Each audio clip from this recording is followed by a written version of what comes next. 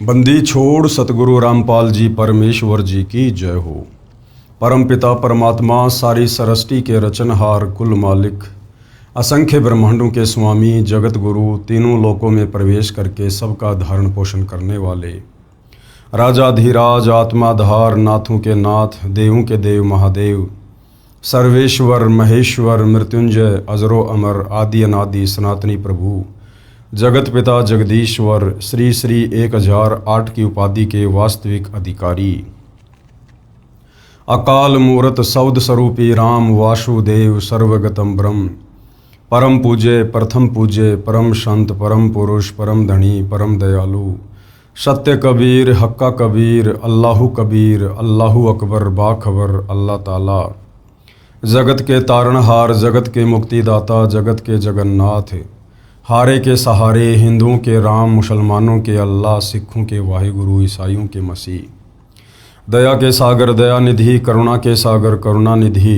स्वयंभू परिभू संकट मोचन कष्ट हरण मंगल कर्ण दुख भंजन अविगत कबीर निर्विकार निर्विषम परमात्मा अलय अलेख सतगुरु आदि अनादि सतगुरु असली मर्यादा पुरुषोत्तम असली राम असली कृष्ण असली घनश्याम असली मुरारी राजाओं के राजा महाराजाओं के महाराजा शहंशाहों के शहंशाह सम्राटों के सम्राट भगवानों के भगवान अल्लाहों के अल्लाह प्रभुओं के प्रभु मसीहाओं के मसीह सच्चे वाहिगुरु बाबाओं के बाबा पीरों के पीर सेठों के सेठ जगत सेठ सावड़सा सेठ सर्वगुण संपन्न अनंत कोटि कलाओं के स्वामी अनंत कोटि ब्रह्मांडों के नायक योगियों में महायोगी ध्यानियों में महाध्यानी सिद्धों में परम सिद्ध ज्ञानियों में तत्व ज्ञानी ब्रह्म ज्ञानी महाज्ञानी परम ज्ञानी सर्वश्रेष्ठ ज्ञानी विज्ञानी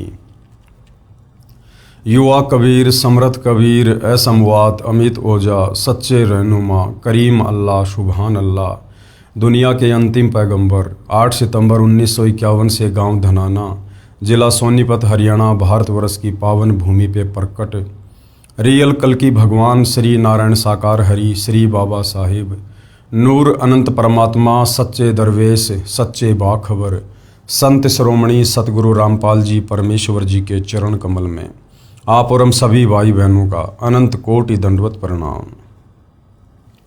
सत्साई भाई और बहनों, बहुत बड़ी दया बहुत बड़ी मेहर पूज्य गुरुदेव भगवान की परमेश्वर रामपाल जी की, जिनके शुभ आशीर्वाद से विशेष आशीर्वाद से उन्हीं के सत्संगों के संग्रह के ऊपर बनी हुई पवित्र आध्यात्मिक पुस्तक कबीर बड़ा या कृष्ण के ऊपर वीडियो बनाने की श्रृंखला जारी है।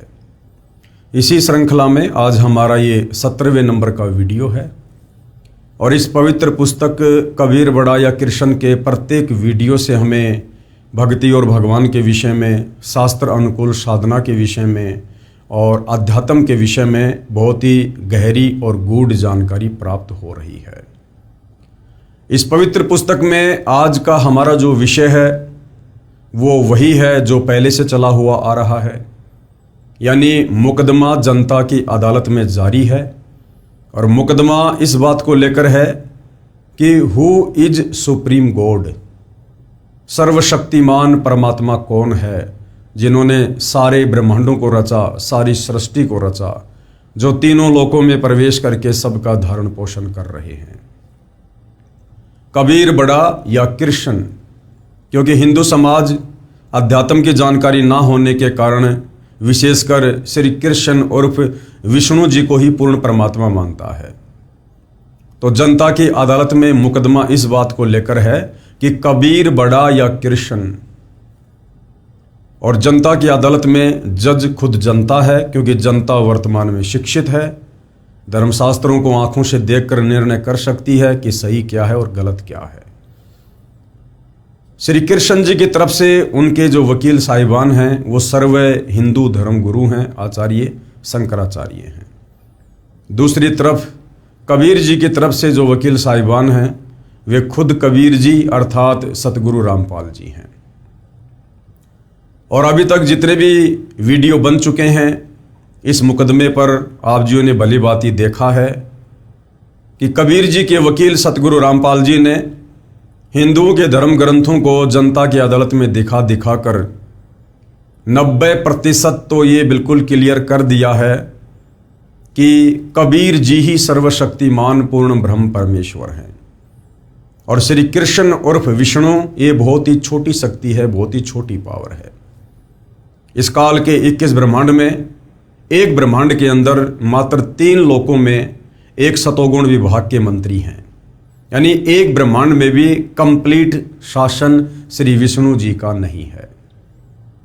और उसके बाद पवित्र गीता जी को दिखाकर, वेदों को दिखाकर, हमारे पुराणों को दिखाकर सतगुरु रामपाल जी ने जनता की अदालत में ये क्लियर कर दिया कि श्री कृष्ण उर्फ विष्णु ये नाशवान भगवान हैं, अविनाशी नहीं हैं। इनका जन्म होता है और इनकी मृत्यु होती है। श्री कृष्ण उर्फ विष्णु की माता का नाम दुर्गा है, इनके पिता का नाम काल ब्रह्म है और इनकी भक्ति करने से पूर्ण मोक्ष नहीं हो सकता है। और गीता अध्याय 7 श्लोक नंबर 12 से 15 में इनका पिता काल ब्रह्म अपने तीनों पुत्रों ब्रह्मा विष्णु महेश की भक्ति करने वालों को मूर्ख की संज्ञा दे रहा है, राक्षस की संज्ञा दे रहा है। तो इन सर्व प्रमाणों को देखकर जनता की अदालत में जनता धीरे धीरे सच्चाई से परिचित हो रही है और विचार कर रही है कि सदियों से हमारे इन नादान धर्मगुरुओं ने, आचार्य और शंकराचार्यों ने हमें भक्ति और भगवान की परिभाषा भी अच्छे से नहीं बताई। हमें शास्त्र अनुकूल साधना के बजाय शास्त्र विरुद्ध साधना ही करवाते रहे, जिस साधना को करने के चलते हमारे पूर्वज आज प्रेत योनियों में, भूत योनियों में भटक रहे हैं। और हमारे से इन धर्मगुरुओं के द्वारा उनके श्राद्ध निकलवाकर, पिंड भरवाकर, तेरहवीं करवाकर, कर्मकांड करवाकर हमें भी उन्हीं नीच योनियों में भेजने की तैयारी कर रहे थे। उसके बाद भाई और बहनों, जनता की अदालत में जनता सतगुरु रामपाल जी से अध्यात्म में रुचि लेते हुए तरह तरह के सवाल कर रही है, जिन सवालों के जवाब सदियों से खोज रहे थे परंतु कोई भी धर्मगुरु दे नहीं पा रहा था। अब सतगुरु रामपाल जी अदालत में उन्हीं धर्मशास्त्रों को दिखा दिखाकर जनता के सवालों का जवाब दे रहे हैं और जनता संतुष्ट हो रही है। आज का हमारा जो टॉपिक है वो है श्राद्ध और पिंड, जो कि शास्त्र विरुद्ध साधना है, जो भूत पूजा है। जो भूत पूजा हमारे हिंदू धर्मगुरु इन्हीं धर्मशास्त्रों का हवाला देकर हमसे करवाते रहे, जबकि पवित्र गीता जी में श्राद्ध निकालना, पिंड दान करना इन सब के लिए मना किया हुआ है, अध्याय 9 श्लोक नंबर 25। उसके बाद जनता को और अच्छे से समझाने के लिए कबीर जी के वकील सतगुरु रामपाल जी ने विष्णु पुराण से श्राद्ध के विषय में जनता को कुछ दिखाना चाहा है कि विष्णु पुराण के 3रे अंश में श्राद्ध निकालने को लेकर क्या कुछ कहा गया है। तो आज हम आगे बढ़ेंगे वीडियो नंबर 17 और जनता की अदालत में श्राद्ध को लेकर क्या कुछ सतगुरु रामपाल जी के द्वारा समझाया जा रहा है। श्री विष्णु पुराण के 3रे अंश के अध्याय 14 के श्लोक 10 से 14 में श्राद्ध के विषय में श्री सनत कुमार ने कहा है कि तृतीया कार्तिक शुक्ला नवमी भाद्रपद कृष्णा त्रयोदशी तथा माघ मास की अमावस्या, इन चारों तिथियां अनंत पुण्यदायिनी है। ये ब्रह्मा जी के जो पुत्र हैं सनत कुमार जी, ये उनके अपने विचार हैं, जबकि ये तिथियां श्राद्ध निकालने के लिए कोई भी पुण्य नहीं है। हमारे वेदों में, गीता जी में कोई जिक्र नहीं है, लेकिन जैसा ज्ञान ब्रह्मा जी के पुत्रों को अध्यात्म के विषय में था वैसा वे आगे प्रचार कर रहे हैं। आज सतगुरु रामपाल जी हमें समझाना ये चाहते हैं कि जिस प्रकार से हम वर्तमान में इन अज्ञानी तत्व ज्ञानहीन धर्मगुरुओं के कहने पर श्राद्ध निकाल रहे हैं, ये विधि भी श्राद्ध निकालने की कंप्लीट नहीं है। यदि आप सत भक्ति नहीं करना चाहते हैं, गधे कुत्ते सुअर ही बने रहना चाहते हैं, तो कम से कम गधे कुत्ते सुअर और भूत प्रेत बनने की विधि भी तो सही तरीके से करो। जो विधि आपको ब्रह्मा जी के पुत्र सनत कुमार जी के द्वारा बताई जा रही है कि कम से कम तुम्हारा समय तो बचेगा, तुम्हारी समस्या तो बचेंगी। तो क्या कुछ बताया जा रहा है। हालांकि हम सतगुरु रामपाल जी के भक्तों ने तत्व ज्ञान से परिचित होने के बाद ना ही तो किसी प्रकार का कोई श्राद्ध निकालना है, ना श्राद्ध निकालने में किसी का कोई सहयोग करना है। ये उन लोगों को समझाने के लिए बताया जा रहा है जो लोग बिल्कुल शास्त्र विधि को त्याग कर मनमाना आचरण अपने धर्म गुरुओं के कहने पर कर रहे हैं। चंद्रमा या सूर्य ग्रहण के समय 3 अष्टकाओं अर्थात उत्तरनारायण या दक्षिणायन के आरंभ में जो पुरुष एकाग्रचित से पितृगणों को तिल सहित जल विदान करता है वह मानो 1000 वर्ष तक के लिए श्राद्ध कर लेता है। यानी सनंत कुमार जी कह रहे हैं कि मैं जो तुम्हें विधि बताऊंगा श्राद्ध निकालने की, अगर तुम उस विधि से श्राद्ध निकालोगे अपने पूर्वजों के, तो तुम्हें हर साल श्राद्ध निकालने की जरूरत नहीं है। एक बार में तुम्हारे पितर 1000 साल के लिए संतुष्ट हो जाएंगे, वो तृप्त हो जाएंगे। ये परम रहस्य स्वयं पितृगण ही बताते हैं। लेख समाप्त। अब आगे देखिएगा, पेश है श्री विष्णु पुराण के 3रे अंश के अध्याय 14 के श्लोक 10 व 14 की फोटोकॉपी। जो पुरुष पितृगण और देवगुणों को तृप्त करना चाहते हों, अब कौन चाहेगा उनको तृप्त करना? जिसको भूत बनना होगा, जिसको पितृ बनना होगा, क्योंकि गीता अध्याय 9 श्लोक 25 यही कह रहा है कि भूत पूजने वाले भूत बनेंगे और पितृ पूजने वाले पितृ बनेंगे। तो श्राद्ध निकालना भूत पूजा है। तो जिसने भूत बनना हो, जिसने पितृ बनना हो, फिर नरक में भी जाना हो, वो इन श्राद्धों को निकाले। जो पुरुष पितृगण और देवगणों को तृप्त करना चाहते हों, उनके लिए धनिष्ठा, पूर्वा भाद्रप्रदा अथवा सतभिषान छत्र युक्त अमावस्या अति दुर्लभ है। हे पृथ्वीपते, जब अमावस्या इन 9 नक्षत्रों से युक्त होती है, उस समय किया हुआ श्राद्ध पितृगणों को अत्यंत तृप्तिदायक होता है।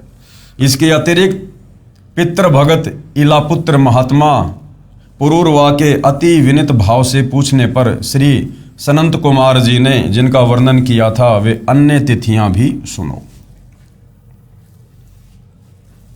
श्री सनंत कुमार जी बोले, वैशाख मास की शुक्ला तृतीया, कार्तिक शुक्ला नवमी, भाद्रपद कृष्णा त्रयोदशी तथा माघ मास की अमावस्या, इन 4 तिथियों को पुराणों में युगादा कहा है। ये चारों तिथियां अनंत पुण्यदायिनी हैं।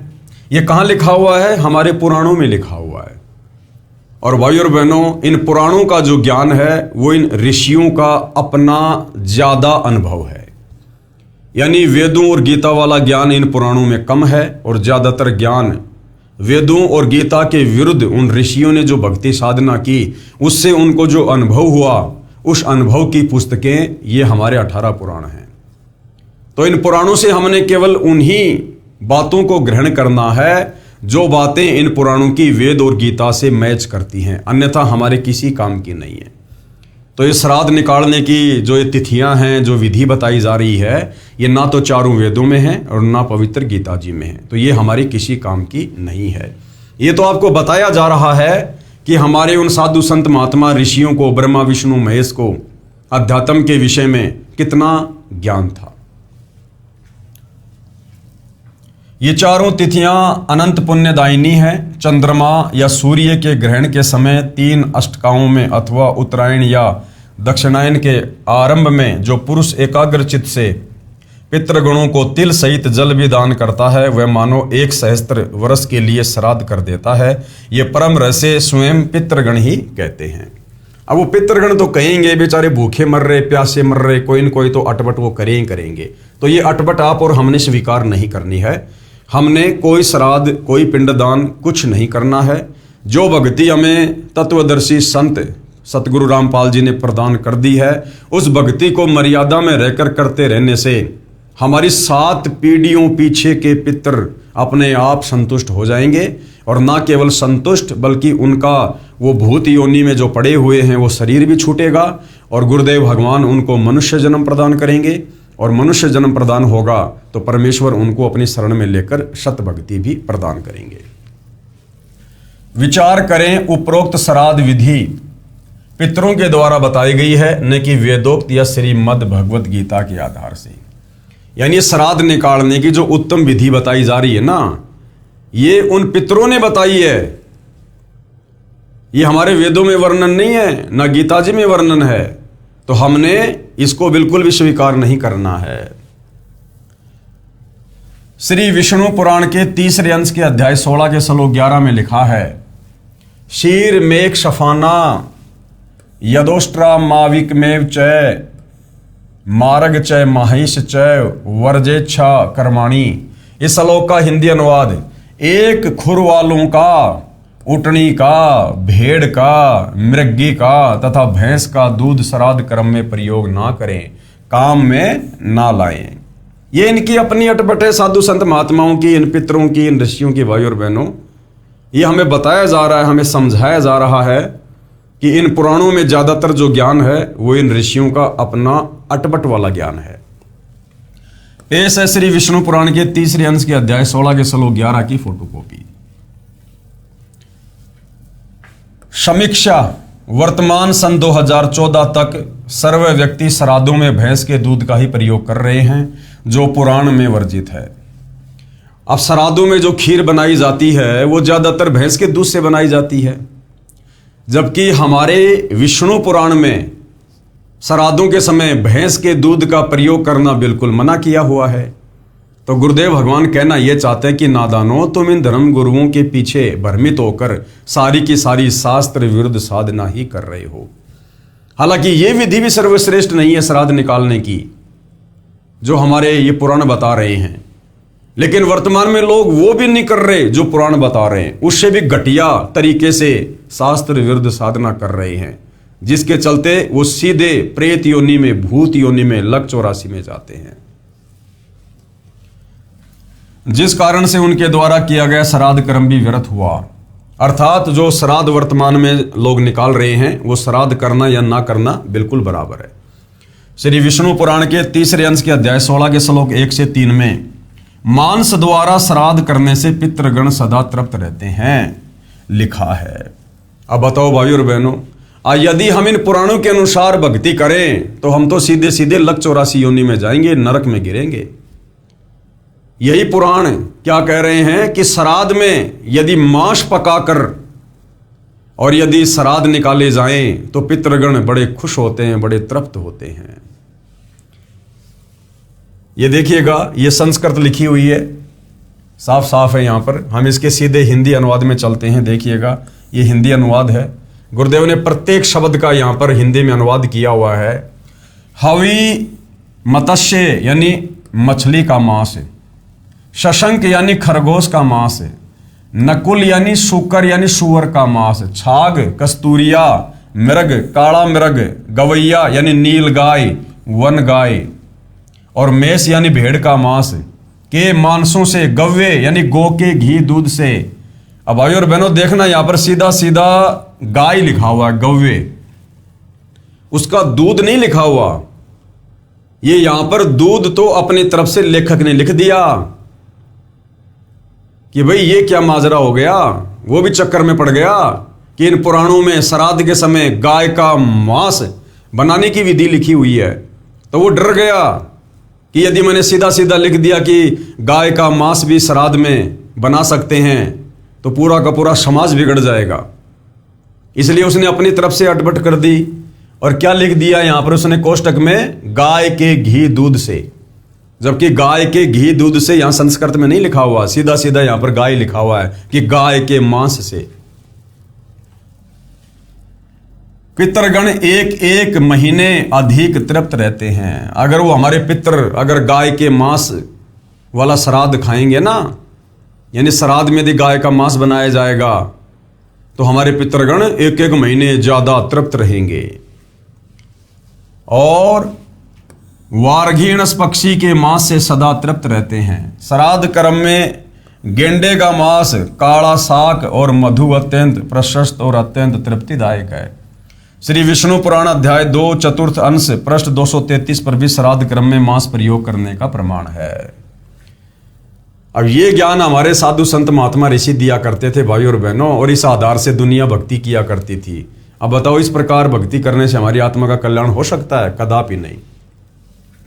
पेश है श्री विष्णु पुराण के तीसरे अंश के अध्याय 16 के श्लोक 1 और 3 की फोटोकॉपी। ये देखिएगा, आप जियों के सामने है। ये विष्णु पुराण है, तीसरा अंश है, 16वां अध्याय है, और श्राद्ध कर्म में विहित और अविहित वस्तुओं का विचार, यानी श्राद्ध में किन किन वस्तुओं का प्रयोग करना चाहिए और किन किन वस्तुओं का प्रयोग नहीं करना चाहिए वो लिखा हुआ है। आरव बोले हवि मत्स्य सशक यानी खरगोश, नकुल शूकर, छाग कस्तूरिया मृग, कृष्ण मृग यानी काला हिरण, और गवैये यानी वन गाय, और मेष के मांस से तथा गव्वे यानी गाय के, यहाँ पर कोष्टक में अपनी तरफ से लिख दिया घी दूध से, पितृगुण कर्म से एक एक मास अधिक तृप्ति लाभ करते हैं, और वार्धिगणस पक्षी के मांस से सदा तृप्त रहते हैं। हे नरेश्वर, श्राद्ध क्रम में गेंडे का मांस, काला हिरण और शहद अत्यंत प्रशस्त और अत्यंत तृप्तिदायक है। यह विष्णु पुराण का लेख है जो सतगुरु रामपाल जी जनता की अदालत में जनता के समक्ष प्रस्तुत कर रहे हैं। समीक्षा, उपरोक्त पुराण के ज्ञान आदेश अनुसार श्राद्ध कर्म करने से पुण्य के स्थान पर पाप ही प्राप्त होगा। अब बताओ, यदि इन पुराणों के अनुसार भी श्राद्ध निकाले जाएं और इन जानवरों का मांस पकाया जाए तो भाई और बहनों, पुण्य के बजाय हम पाप के भागी बनेंगे, पाप के भागी। तो आप और हमने इन पुराणों के अनुसार भक्ति नहीं करनी है। ये पुराण इन ऋषियों का अपना अनुभव विशेष है। हमने चारों वेद और पवित्र गीता जी में जो भक्ति तत्वदर्शी संत निकाल कर दे, क्योंकि गीता अध्याय 4 श्लोक 34 में लिखा है कि उस कंप्लीट आध्यात्मिक ज्ञान के लिए, पूर्ण परमेश्वर की भक्ति के लिए अर्जुन तू किसी तत्वदर्शी संत की खोज कर ले। उस तत्वदर्शी संत के बताए अनुसार भक्ति करेगा तो तेरी आत्मा का कल्याण होगा, अन्यथा तू भटकता रहेगा। तो वर्तमान में वह तत्वदर्शी संत सतगुरु रामपाल जी हैं, और सतगुरु रामपाल जी ने हमें सर्व धर्म शास्त्रों का अध्ययन करके जो शास्त्र अनुकूल सत भक्ति का पैकेज बना के दे दिया है, हमने उसी भक्ति को करना है, और उसी को करने से हमारी आत्मा का अंत में कल्याण होगा। क्या यह उपरोक्त मांस द्वारा श्राद्ध करने का आदेश अर्थात प्रावधान न्याय संगत है? बिल्कुल भी नहीं है। इसलिए पुराणों में वर्णित भक्ति विधि तथा पुण्य साधना कर्म शास्त्र विरुद्ध है, जो लाभ के स्थान पर हानिकारक है। विशेष, अब क्या कह रहे हैं परमात्मा जी? उपरोक्त श्लोक 1 और 2 के अनुवादकर्ता ने कुछ अनुवाद को घुमा कर लिखा है। मूल संस्कृत भाषा में स्पष्ट गाय का मांस श्राद्ध कर्म में प्रयोग करने को कहा गया है। हिंदी अनुवादकर्ता ने गौवे अर्थात गौ के मांस के स्थान पर कोष्टक में गाय के घी दूध से लिखा है। विचार करें, क्या हिंदू धर्म उपरोक्त मांस आहार को श्राद्ध कर्म में प्रयोग कर सकता है? क्या कोई भी हिंदू गाय को काटकर उसका मांस श्राद्ध में बना सकता है? आप कहोगे जी बिल्कुल नहीं बना सकते। तो भाई तुम्हारे पुराणों में तो लिखा है, तुम्हारे उन सनातनी ऋषियों ने लिखा है भाई, ये विष्णु पुराण श्री पाराशर ऋषि ने लिखा भाई। तो क्या तुम अपने उन सनातनी ऋषियों की आज्ञा का पालन नहीं करोगे? आप बिल्कुल भी नहीं कर पाओगे, क्योंकि ये टोटल शास्त्र विधि को त्याग के मनमाना आचरण है। अगर आपने इन पुराणों के अनुसार, उन सनातनी ऋषियों के कहे और लिखे अनुसार यदि आपने भक्ति की, तो आप सीधे सीधे लक 84 योनि में जाएंगे, नरक के भागी बनेंगे। इसलिए ऐसे श्राद्ध ना करके श्रद्धापूर्वक धार्मिक अनुष्ठान पूर्ण संत के बताए मार्ग से करना चाहिए। यानी जो गीता जी अध्याय 4 श्लोक 34 में तत्वदर्शी संत के मार्गदर्शन में भक्ति करने का निर्देश दिया गया है, हमने उसी विधि से भक्ति करनी चाहिए।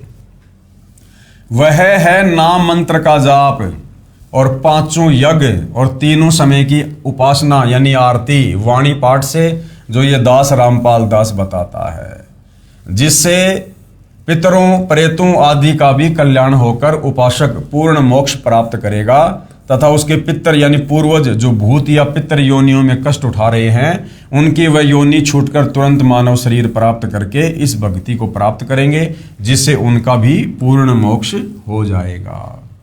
तो यदि इस पृथ्वी पर वर्तमान में सर्वश्रेष्ठ श्राद्ध अपने पूर्वजों के कोई कर रहा है, तो सतगुरु रामपाल जी के भगत कर रहे हैं।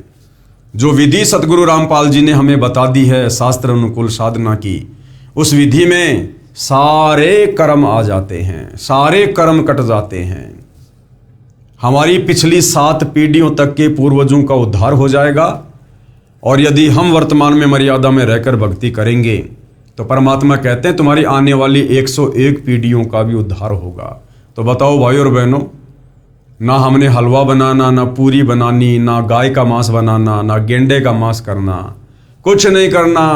जो विधि सतगुरु रामपाल जी ने शास्त्र अनुकूल विधि से बता दी है, बस मर्यादा में रह के वो भक्ति करनी है। 3 समय की आरती करनी है, 5 यज्ञ करने हैं, जो मंत्र सतगुरु रामपाल जी देते हैं उन मंत्रों का मर्यादा में रह के जाप करना है। इससे हमारा भी कल्याण और हमारी आने वाली पीढ़ियों का भी उद्धार। मार्कंडे पुराण गीता परिस गोरखपुर से प्रकाशित में अध्याय श्राद्ध कर्म का वर्णन पेज नंबर 100 पर लिखा है। जो परपिता माँ के ऊपर के 3 पीढ़ियों जो नरक में निवास करती हैं, जो पशु पक्षी की योनि में पड़े हैं तथा जो भूत प्रेत आदि के रूप में स्थित हैं, उन सबको विधि पूर्वक श्राद्ध कर्म करने वाला यजमान तृप्त करता है।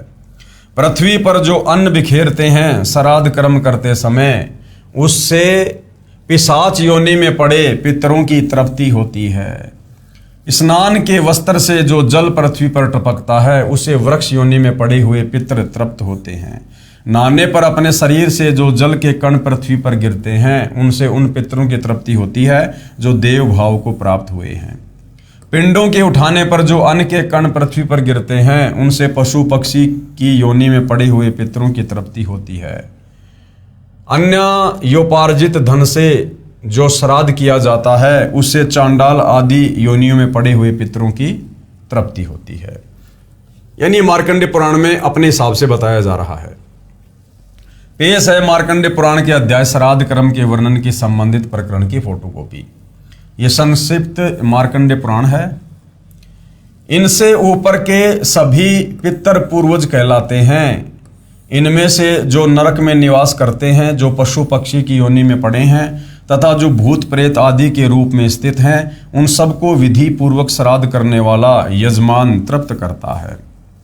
किस प्रकार तृप्त करता है यह बतलाता हूं, सुनो। मनुष्य पृथ्वी पर जो अन्न बिखेरते हैं, उसे पिशाच योनि में पड़े हुए पितरों की तृप्ति होती है।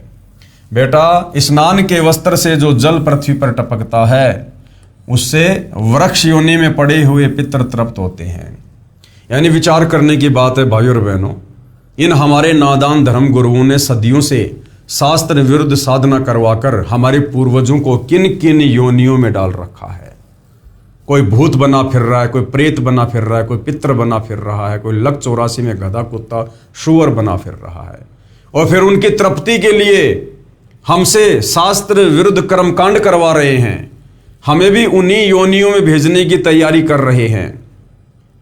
अरे भैया, यदि तुम्हारे द्वारा बताई गई विधि कर्म कांड शास्त्र अनुकूल होते तो हमारे पूर्वज इन योनियों में क्यों कष्ट भोग रहे होते? फिर वर्तमान में तुम्हारे द्वारा जो समाधान बताया जा रहा है, उस समाधान से भला कैसे तो हमारा उद्धार होगा और कैसे उनका उद्धार होगा। जब इस पृथ्वी पर हमारे पूर्वज विद्वान थे और तुम्हारे द्वारा बताएगी शास्त्र विरुद्ध साधना के चलते उनकी ये दुर्गति हुई है, तो आज वो समाधान में तो तुम ही बता रहे हो। फिर आज तुम्हारा ये बताया गया समाधान कैसे उनकी उन योनियों से, पीड़ाओं से मुक्ति देगा? तो टोटल हमारे को शास्त्र विरुद्ध साधना पर ही लगाया हुआ है। नहाने पर अपने शरीर से जो जल के कण इस पृथ्वी पर गिरते हैं, उनसे उन पितरों की तृप्ति होती है जो देव भाव को प्राप्त हुए हैं। पिंडों के उठाने पर जो अन्न के कण पृथ्वी पर गिरते हैं, उनसे पशु पक्षी की योनि में पड़े हुए पितरों की तृप्ति होती है। कुल में जो बालक श्राद्ध कर्म के योग्य होकर भी संस्कार से वंचित रह गए अथवा जलकर मरे हैं, वे बिखरे हुए अन्न और समार्जन के जल को ग्रहण करते हैं।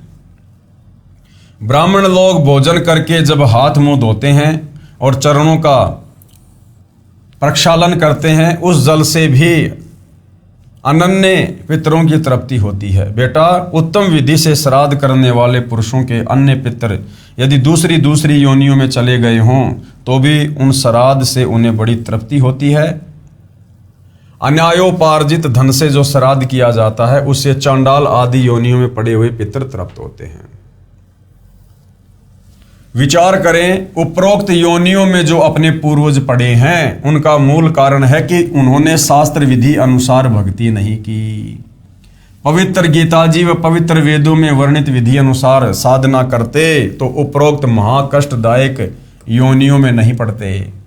मुझदास यानी सतगुरु रामपाल जी की सर्व मानव समाज से करबद्ध प्रार्थना है कि अब तो जागो, पीछे जो गलती हो चुकी है उसकी आवर्ती ना हो, यानी उसको मत दोहराओ। जो गलती इन नादान धर्मगुरुओं के कहने पर शास्त्र विरुद्ध साधना करते करते हमारे पूर्वज करके चले गए और आज इन महाकष्टदायिनी योनियों में कष्ट भोग रहे हैं। कम से कम वर्तमान के पढ़े लिखे हिंदू हम वर्तमान में तो उस गलती को ना दोहराएं। जो साधना ये दास रामपाल दास बताता है उससे आपके पूर्वज 7 पीढ़ी तक के किसी भी योनि में, चाहे वो पितर बने हैं, भूत बने या पिशाच, पशु पक्षी वृक्ष आदि में पड़े हों, उन सब की वर्तमान योनि छूटकर तुरंत मानव जन्म मिलेगा। फिर वे वर्तमान में मुझदास रामपाल दास द्वारा भक्ति साधना प्राप्त करके यदि मर्यादा में रहकर आजीवन ये भक्ति करते रहेंगे तो पूर्ण मोक्ष प्राप्त करेंगे।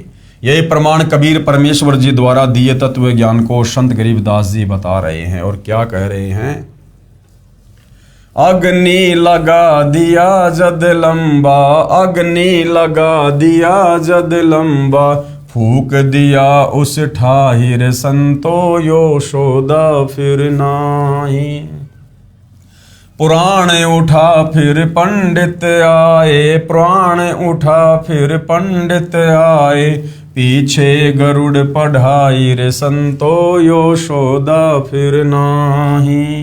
नर सेती फिर पशुआ कीजे, नर सेती फिर पशुआ कीजे, गद्दा बैल बनाई रे संतो यशोदा फिर नाही।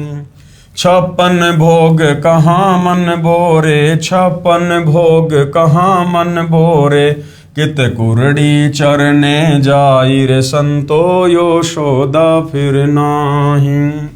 प्रेत शिला पर जाय विराजे, प्रेत शिला पर जाय विराजे, पितरो पिंड भराई रे संतो यशोदा फिर नाही। बहुर सराद खान को आए, बहुर सराद खान को आए, काग भये कल माहिर संतो यशोदा फिर नाही। जय सतगुरु की संगत करते, जय सतगुरु की संगत करते, सकल कर्म कट जाई रे संतो यशोदा फिर नाही। अमरपुरी पर आसन होते, अमरपुरी पर आसन होते, जहाँ धूप ना छाई रे संतो यशोदा फिर नाही। यशोदा फिर नाही रे संतो यशोदा फिर नाही।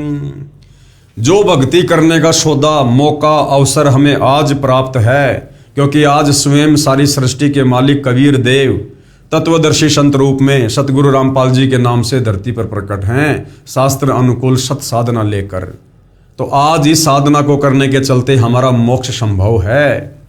तो जो मौका, जो अवसर हमें आज प्राप्त है इस मनुष्य शरीर में धरती पर, ये बार बार नहीं मिलता है। उपरोक्त वाणी 5वें वेद सूक्ष्म वेद अर्थात शवसम वेद की है।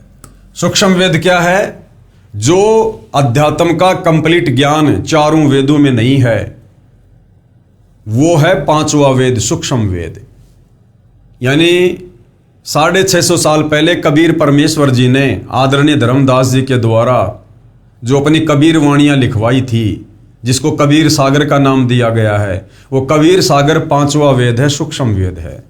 लेकिन आगे चलकर काल प्रेरणा से, काल के द्वारा भेजे गए दूतों ने, विशेषकर नकली कबीर पंथियों ने उन वाणियों में भी मिलावट कर दी, जिसकी क्षतिपूर्ति हेतु सतगुरु रामपाल जी ने आज से लगभग 350 साल पहले आदरणीय गरीबदास जी के माध्यम से फिर से 5वां सूक्ष्म वेद लिखवाया। 24,000 वाणियों युक्त वह सदग्रंथ, अमर ग्रंथ जो 5वां वेद है, सूक्ष्म वेद है, जिसमें कंप्लीट भक्ति का ज्ञान है। उपरोक्त वाणी पांचवें वेद सूक्ष्म अर्थात सप्तम वेद की है, जिसमें स्पष्ट किया है कि पितरों आदि के पिंडदान करते हुए अर्थात श्राद्ध कर्म करते करते भी पशु पक्षी व भूत प्रेत की योनियों में प्राणी पड़ते हैं। तो फिर वो श्राद्ध कर्म किस काम आया? भाई श्राद्ध करते करते भी जब हमारे पूर्वज उन प्रेत योनियों में पड़े हैं, भूत योनि में पड़े हैं, तो फिर वो श्राद्ध भी किस काम के? अर्थात टोटल शास्त्र विरुद्ध साधना। फिर कहा है कि यदि सतगुरु यानी तत्व ज्ञानदाता तत्वदर्शी संत का संग करते, अर्थात किसी तत्वदर्शी संत के बताए अनुसार शास्त्र अनुकूल भक्ति साधना करते, अर्थात उसके बताए अनुसार भक्ति साधना करते, तो सर्व कर्म नष्ट हो जाते। ना गधा बनना, ना कुत्ता बनना, ना सुअर बनना, ना प्रेत बनना, कुछ नहीं। न पशु बनते, न पक्षी बनते, न पितृ बनते, न प्रेत बनते। और क्या होता? सीधे सतधाम यानी शाश्वत स्थान पर चले जाते, सतलोक चले जाते, जहां जाने के पश्चात फिर लौटकर इस संसार में किसी भी योनि में नहीं आते। इस बात का प्रमाण गीता अध्याय 4 श्लोक 34, अध्याय 15 श्लोक 1 से 4 तथा श्लोक 16 और 17 में, तथा गीता जी अध्याय 18 श्लोक 62 में व गीता जी अध्याय 9 श्लोक 25 में है। पुराणों में लिखा है, जो ऋषि का अनुभव है, इन पुराणों में जो लिखा है ना, वो इन ऋषियों का अपना अनुभव है कि पितर धन देते हैं, पुत्र देते हैं, रोग नष्ट कर देते हैं, आदि आदि, जबकि वो पितर तो खुद ही बेचारे तड़फ रहे हैं, भूखे मर रहे हैं। विचार करें, पितर स्वयं भूखे प्यासे यमलोक नरक लोक में कष्ट उठाते हैं। अपनी भूख प्यास शांत करने के लिए आप जिसे श्राद्ध कर्म करने को भ्रमित ज्ञान के आधार से कहते हैं, तो वे आपको क्या सुखी कर देंगे? वो पितर बेचारे खुद उन पितर योनियों में दुखी हो रहे हैं, अपनी भूख प्यास शांत करवाने के लिए तुम्हारे से श्राद्ध निकलवाए जा रहे हैं। वो पितर भला तुम्हें क्या दे देंगे जो खुद अपनी भूख प्यास को भी शांत नहीं कर सकते? ये बात न्याय संगत नहीं है। अपने धर्मगुरु ये भी कहा करते हैं कि किस्मत लिखा ही प्राणी प्राप्त करते हैं, उसमें कोई परिवर्तन नहीं हो सकता। परंतु सच्चाई ये है कि यदि साधक यानी भगत पूर्ण परमात्मा की सत्य साधना करता है, तो परमात्मा को ही ये अधिकार है कि भाग्य से भिन्न भी दे सकता है। अन्य किसी देवी देव तथा पितर आदि को यह अधिकार नहीं है। ब्रह्मा विष्णु महेश काल और दुर्गा को भी यह अधिकार नहीं है कि जो प्रारब्ध, जो किस्मत परमात्मा ने जीव की बना दी है, उसमें किसी प्रकार का कोई चेंजमेंट कर दे। गीता अध्याय 7 श्लोक 12 से 15 तथा 20 से 23 में तो तीनों देवताओं श्री ब्रह्मा रजगुण, श्री विष्णु सतगुण तथा श्री शिव तमगुण की भक्ति करना भी निषेध बताया है। यानी गीता अध्याय 7 श्लोक नंबर 12 से 15 और 20 से 23 में तो श्री ब्रह्मा विष्णु महेश की पूजा करने को भी मना किया है। फिर भला इनकी भक्ति करने से हमें क्या लाभ हो सकते हैं? हिंदू ब्रह्म की साधना ना करके अन्य उपरोक्त देवताओं या अन्य देवताओं की पूजा करते हैं। ब्रह्म साधना क्या है? काल की साधना, जो चारों वेदों और गीता जी में केवल एक इस ब्रह्म की साधना लिखी हुई है। इसका मंत्र ओम है। तो जो हमारे हिंदू धर्म से जुड़े श्रद्धालु हैं, वो शास्त्रों से परिचित ना होने के कारण ब्रह्म साधना भी नहीं कर रहे। उससे नीचे ये जितने भी देवी देवता हैं, ब्रह्मा विष्णु महेश या अन्य देवी देवता, जिनकी भक्ति करने के लिए गीता जी मना कर रही है, उनकी भक्ति में हमारे धर्म गुरुओं ने हमें लगा रखा है। इनकी पूजा करने वालों को राक्षस स्वभाव को धारण किए हुए मनुष्यों में नीच दूषित कर्म करने वाले मूर्ख कहा है। किनकी साधना करने वाले को? ब्रह्म से नीचे देवी दुर्गा की साधना करने वालों को, ब्रह्मा विष्णु महेश की साधना करने वालों को, और अन्य भैरव भूत बेताल माई मसाणी इनकी भक्ति पूजा साधना करने वालों को गीता जी में इस ब्रह्म ने 4 गालियां दी हैं। आप जी विचार करें कि ये पितर कौन से खेत की मूली हैं? पितर साधना को धन पुत्र आदि दे देंगे, ये दूर की कौड़ी है। यानी हमारे को हमारे धर्म गुरुओं के द्वारा ये मूर्ख बनाया हुआ है कि यदि तुम श्राद्ध निकालोगे तो पितर तुम्हें बेटा दे देंगे, तुम्हें धन दे देंगे, तुम्हारे परिवार में ऐसे ऐसे सुख कर देंगे। जब ब्रह्मा विष्णु महेश को भी ये अधिकार नहीं है, तो फिर ये भूत प्रेत, इनको भला क्या अधिकार है कि ये हमारे भाग्य में कोई परिवर्तन कर सकें? कुछ नहीं कर सकते। परमेश्वर कबीर जी द्वारा श्राद्ध भ्रम का खंडन करना। एक समय काशी नगर बनारस में गंगा दरिया के घाट पर कुछ पंडित जी श्राद्धों के दिनों में अपने पितरों को जल दान करने के मकसद से गंगा के जल का लोटा भरकर पटरी पर खड़े होकर सुबह के समय सूर्य की ओर मुंह करके पृथ्वी पर लोटे वाला जल गिरा रहे थे। परमात्मा कबीर जी ने ये सब देखा तो जानना चाहा कि आप ये किस उद्देश्य से कर रहे हैं। अब मालिक तो जानी जान थे, अंतर्यामी थे, उनको तो सब पता था, लेकिन हम जो शास्त्र विरुद्ध साधना कर रहे होते हैं परमेश्वर ने उसका खंडन करना था। पंडितों ने बताया कि हम अपने पूर्वजों को जो पितृ बनकर स्वर्ग में निवास कर रहे हैं जल दान कर रहे हैं, यानी हम अपने पूर्वजों के पास में पानी भेज रहे हैं, ये जल हमारे पितरों को प्राप्त हो जाएगा। ये सुनकर परमेश्वर कबीर जी उन अंध श्रद्धा भक्ति करने वालों का अंधविश्वास समाप्त करने के लिए उसी गंगा नदी में घुटनों पानी खड़ा होकर दोनों हाथों से गंगा दरिया का जल सूर्य की ओर पटरी पर शीघ्र शीघ्र फेंकने लगे। उनको ऐसा करते देखकर सैकड़ों पंडित तथा सैकड़ों नागरिक इकट्ठा हो गए। पंडितों ने पूछा कि हे कबीर जी, आप ये कौन सी कर्मकांड की क्रिया कर रहे हो, इससे क्या लाभ होगा, ये तो कर्मकांड में लिखा ही नहीं है।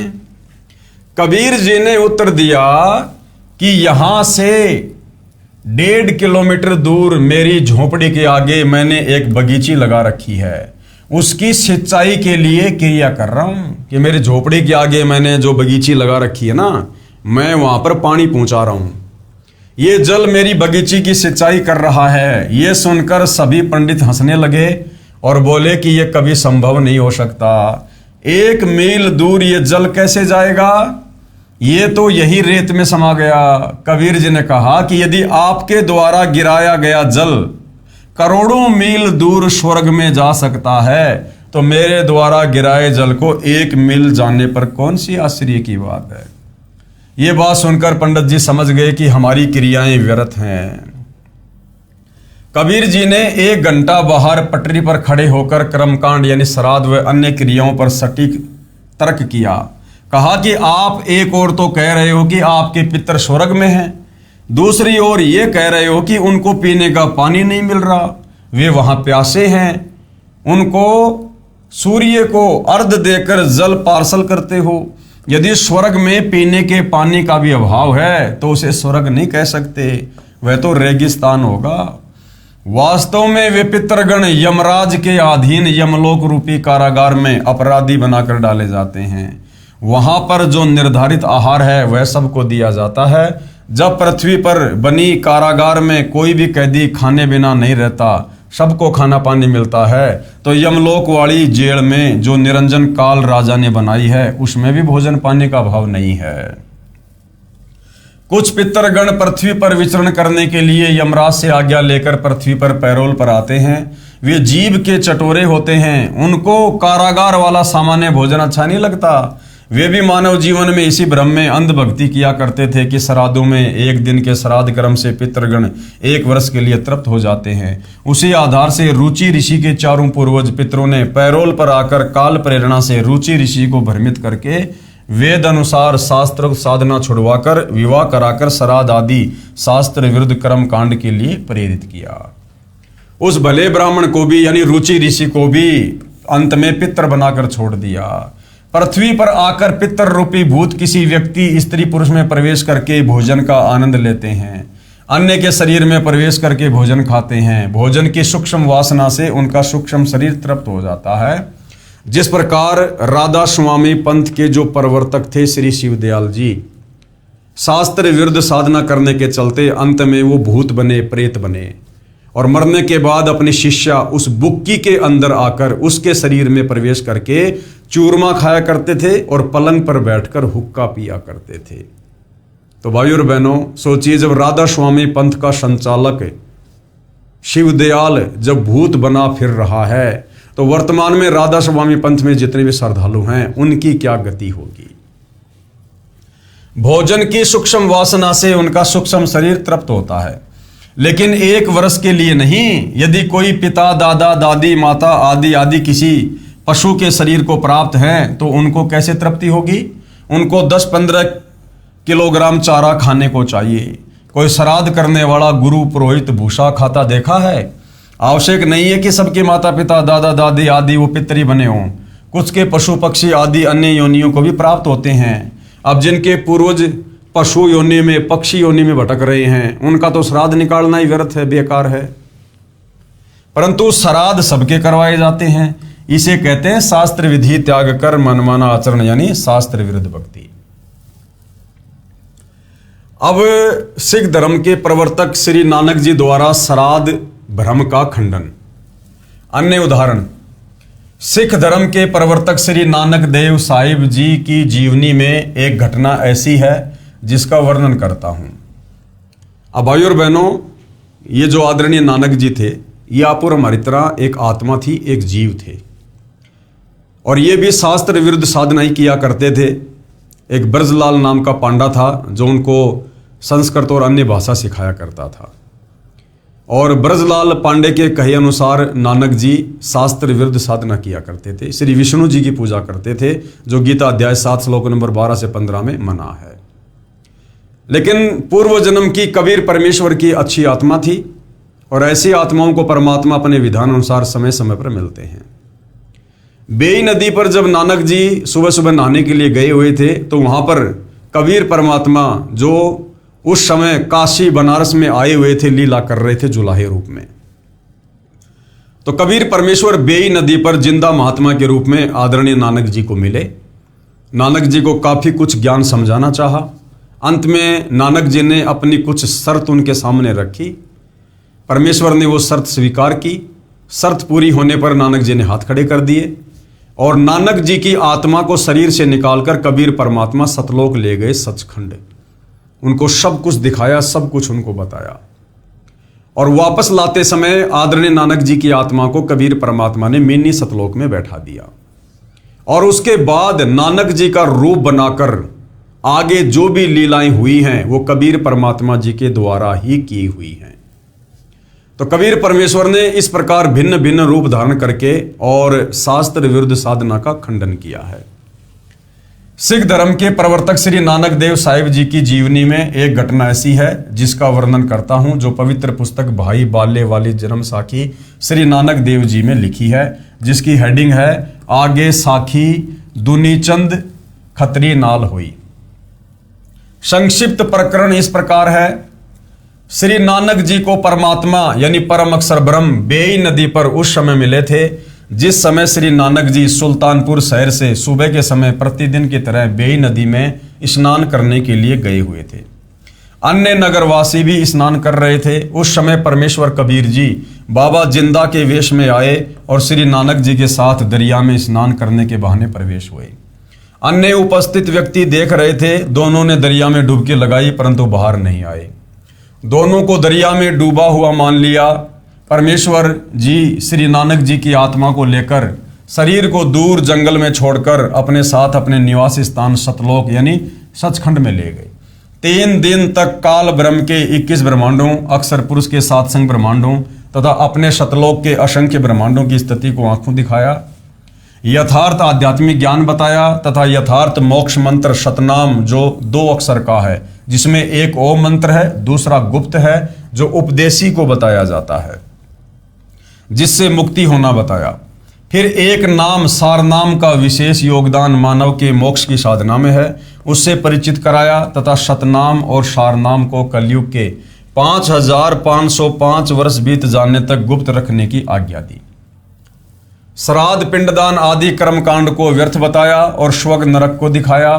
तीसरे दिन श्री नानक जी की आत्मा को शरीर में प्रवेश करके अंतर्ध्यान हो गए। अब तीसरे दिन भाइयों और बहनों, कबीर परमेश्वर स्वयं नानक जी के रूप में फिर लीला करने लगे। उन्होंने नानक जी के शरीर का इस्तेमाल नहीं किया, क्योंकि यह परमात्मा किसी के शरीर को माध्यम नहीं बनाता। नानक जी के शरीर को नष्ट कर दिया गया। यह परमेश्वर की अपनी लीला, अपना खेल है। वे चंद सेकंडों में ऐसा कर देते हैं। नानक जी को उन्होंने मिनी सतलोक में बैठा दिया क्योंकि अच्छी आत्मा थी, और नानक जी को वर्तमान इस भक्ति युग में जन्म देना था, क्योंकि ये जो वर्तमान का समय है ये कलयुग की पिछली पीढ़ी का समय है, मोक्ष का प्राइम टाइम है। इस समय आदरणीय नानक जी को कबीर परमेश्वर सतगुरु रामपाल जी ने मानव शरीर दे दिया होगा या आने वाले समय में देंगे, ये उनकी मौज, उनकी मर्जी। लेकिन आज से लगभग 600 साल पहले जब नानक जी को परमात्मा सतलोक लेकर गए थे तो वापस लाते समय उनकी आत्मा को मिनी सतलोक में बैठा दिया था और नानक जी के रूप में सारी की सारी लीला कबीर परमेश्वर जी ने खुद ही की थी। तीसरे दिन श्री नानक जी की आत्मा को शरीर में प्रवेश करके अंतर्ध्यान हो गए। उसके पश्चात श्री नानक जी ने अपने 2 शिष्यों भाई बाला तथा मर्दाना को साथ लेकर प्रभु से प्राप्त यथार्थ ज्ञान व आंखों देखी ऊपर के लोगों की व्यवस्था का प्रचार करने के मकसद से देश विदेश में 12 वर्ष तक भ्रमण किया। उसी दौरान लाहौर में एक धनी व्यक्ति दुनीचंद खत्री की प्रार्थना पर उनके घर गए। उस दिन सेठ दुनीचंद ने अपने पिताजी का श्राद्ध किया हुआ था। कई ब्राह्मणों को भोजन करवाया तथा वस्त्र व हजारों रुपए दक्षिणा दी थी। श्री नानक जी ने पूछा कि हे दुनीचंद, आज किस उपलक्ष्य में इतने पकवान बनाए हैं? दुनीचंद ने बताया कि महाराज जी, आज मेरे पिताजी का श्राद्ध किया है। श्री नानक जी ने पूछा कि आपके पिताजी कहाँ हैं? उत्तर दुनीचंद का कि वे स्वर्गवासी हो चुके हैं। श्राद्ध करने से उनको 1 वर्ष तक स्वर्ग में भूख नहीं लगती। ये बात सुनकर श्री नानक जी ने कहा कि हे दुनीचंद, आपको आपके अज्ञानी गुरुओं ने भ्रमित कर रखा है। आपका पिताजी तो बाघ यानी शेर के शरीर को प्राप्त होकर उस जंगल में एक पेड़ के नीचे भूख से व्याकुल बैठा है। यदि मेरी बात पर विश्वास नहीं है तो जांच कर सकते हैं। तू एक व्यक्ति का भोजन तैयार कर, उस जंगल में जा। तेरी दृष्टि पड़ते ही मेरे आशीर्वाद से उस बाघ यानी सिंह को मनुष्य बुद्धि आ जाएगी, उसको अपना पूर्व जन्म भी याद आ जाएगा। दुनीचंद जी को श्री नानक जी पर पूर्ण विश्वास था कि इन्होंने जो बोल दिया वो सिद्ध है। इस महात्मा में लोग बड़ी शक्ति बताते हैं।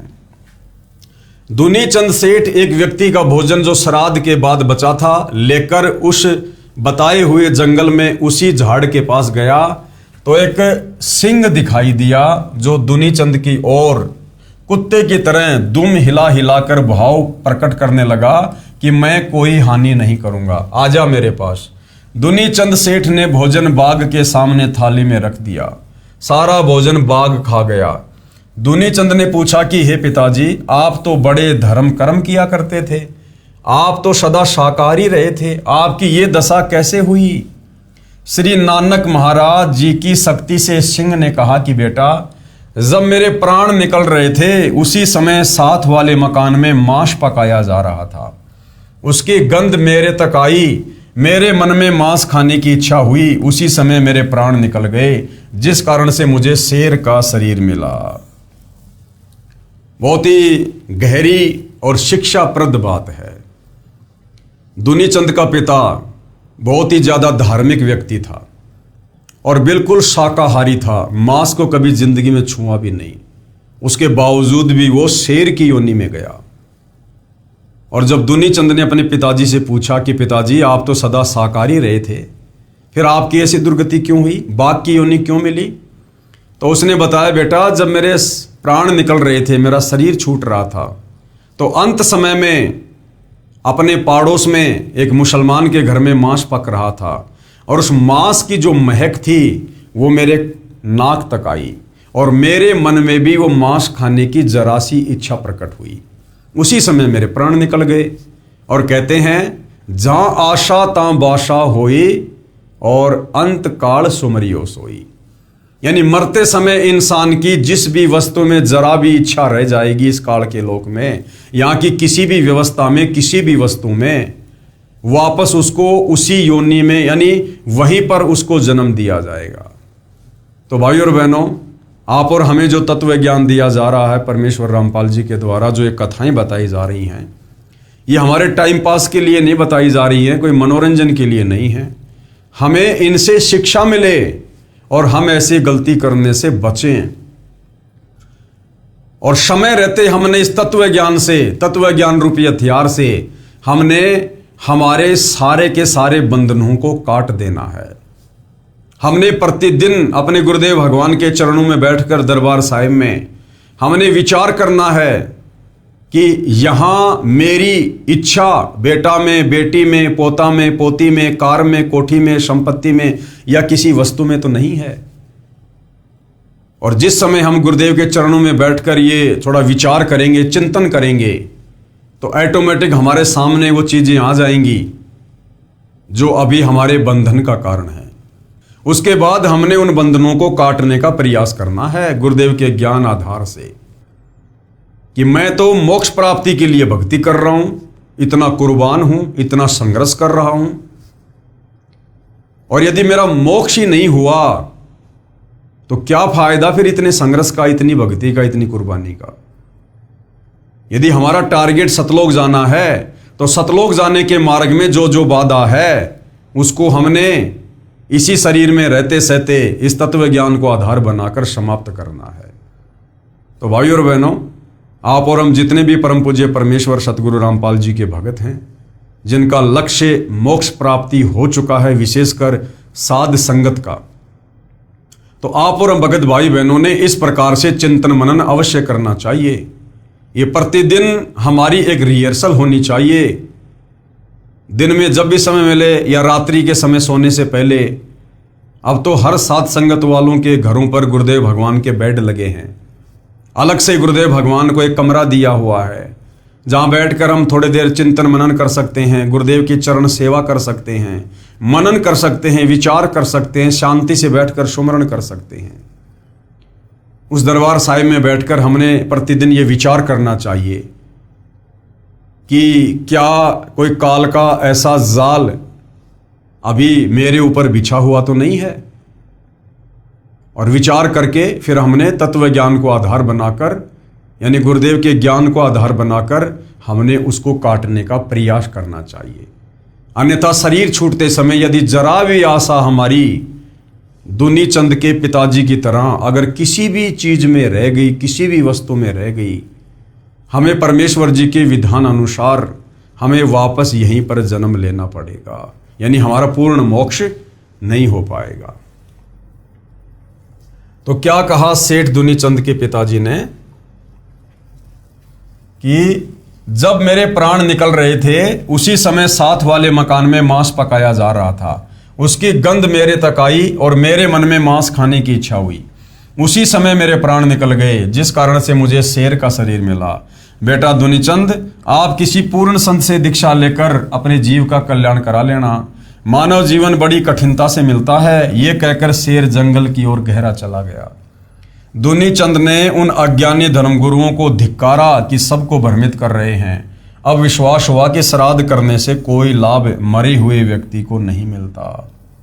घर आकर श्री नानक जी के चरणों में गिरकर अपने कल्याण के लिए यथार्थ भक्ति का ज्ञान तथा मंत्र लेकर आजीवन सुमरण किया तथा सर्व अंधविश्वास वाली साधना त्याग दी जो शास्त्रों के विरुद्ध कर रहा था, और मानव जीवन को सफल किया। अब भाइयों और बहनों, ये जो श्राद्ध है, जो शास्त्र विरुद्ध साधना है, इसको लेकर सभी संतों ने अपने अपने मत प्रकट किए हैं, और आप और हमें सतगुरु रामपाल जी के द्वारा उन संतों के मतों से परिचित करवाना उनका मकसद ये है कि हम निकट भविष्य में इस प्रकार की गलती तत्वदर्शी संत से उपदेश लेने के बाद बिल्कुल भी ना करें। और जो लोग अभी तत्वदर्शी संत की शरण में नहीं हैं, वो इन कथाओं को सुनकर और इनके परिणामों से परिचित होकर तुरंत तत्वदर्शी संत की शरण ग्रहण करें और अपनी आत्मा का कल्याण करवाएं, जैसा सेठ दुनीचंद ने उस समय के तत्वदर्शी संत नानक जी से उपदेश लेकर अपनी आत्मा का कल्याण करवाया। तो अब आगे संत गरीबदास जी द्वारा श्राद्ध भ्रम का खंडन किस प्रकार किया गया है। संत गरीबदास जी महाराज गांव छुडानी, जिला झज्जर, प्रांत हरियाणा को श्री नानक जी की तरह 10 वर्ष की उम्र में सन 1727 विक्रमी संवत 1784 में नला नाम के खेत यानी जंगल में जिंदा बाबा के वेश में परम अक्षर ब्रह्म मिले, यानी वही कबीर भगवान मिले। उस समय छुडानी गांव के 10-12 व्यक्तियों ने बाबा जिंदा को देखा और बातें की। अन्य व्यक्ति अपने अपने कार्यों में लग गए। बालक गरीबदास जी की आत्मा को निकालकर परमात्मा सतलोक ले गए। ऊपर के सब लोकों का अवलोकन करवाकर सर्व यथार्थ आध्यात्मिक ज्ञान बताकर लगभग 8-9 घंटे बाद वापस शरीर में प्रविष्ट कर दिया। बालक गरीबदास जी को मरा हुआ जानकर चिता पर रख दिया गया था। अग्नि लगाने वाले थे। उसी समय संत गरीबदास जी उठकर घर की ओर चल पड़े। परमेश्वर कबीर जी ने उनको यथार्थ भक्ति ज्ञान दिया। उनके बहुत सारे शिष्य हुए। गांव छुडानी के एक भगत को संत गरीबदास जी की बात पर विश्वास नहीं था कि श्राद्ध कराया हुआ मृतक को नहीं मिलता है। श्राद्ध के दिनों में उस भगत के दोनों माता पिता के श्राद्ध लगातार 2 दिन किए गए। पहले दिन माता जी का और अगले दिन उसके पिताजी का। संत गरीबदास जी ने कहा कि हे भगत, आपके माता पिता तो तुम्हारे खेत की जोड़ी, जिसे ग्रामीण भाषा में लेट यानी छोटा तालाब जोड़ी कहते हैं, वहां पर भूखे रो रहे हैं। आप 2 व्यक्तियों का भोजन लेकर मेरे साथ चलो। वह भगत अति शीघ्र अपने पिता के श्राद्ध से बची खीर व रोटी 2 व्यक्तियों की लेकर संत गरीबदास जी के साथ गया। उनके खेत में बनी जोड़ी से लगभग 200 फुट दूर खड़े होकर संत गरीबदास जी ने आवाज लगाई कि हे फतेह सिंह तथा दया कौर, काल्पनिक नाम, आओ, आपका पुत्र आपके लिए भोजन लाया है। उसी समय गीदड़ तथा गीदड़ी झाड़ियों से बाहर निकले। पहले तो ऊपर को मुख करके चिल्लाए, फिर दौड़े दौड़े संत गरीबदास जी के पास आए। दोनों के सामने खीर रोटी रख दी। शीघ्र शीघ्र खाकर दौड़ गए। उस दिन उस भ्रमित भगत का अज्ञान भंग हुआ। वह प्रतिदिन 2 व्यक्तियों का भोजन जैसा भी घर पर बनता था, एक समय उस जोड़ी की झाड़ियों में रख देता। प्रतिदिन वे दोनों जानवर भोजन खा जाते। कुछ वर्ष पश्चात उनकी मृत्यु हो गई। ये देखकर भी अन्य गांव वाले तो उस भगत का मजाक करते थे कि तेरे को गरीबू यानी संत गरीबदास जी को गांव के लोग गरीबा, गरीबू आदि आदि अपभ्रंश नामों से पुकारा करते थे। क्योंकि भाई और बहनों, ये यहाँ की रीत है कि घर का जोगी जोगना, बाहर का जोगी सिद्ध, यानी दीपक तले हमेशा अंधेरा ही रहता है। किसी भी संत महात्मा को उसके शरीर छोड़ने के बाद ही लोग भगवान मानकर पूजते हैं। उनके रहते सहते उनसे लाभ नहीं उठा पाते हैं। तो इसी प्रकार से आदरणीय गरीबदास जी का नाम गांव वालों ने बिगाड़ रखा था और इस प्रकार से वो उस भगत को कहने लगे कि तेरे को तो इस गरीबों ने बहका दिया है, तू श्राद्ध नहीं करता, बड़ी हानि हो जाएगी।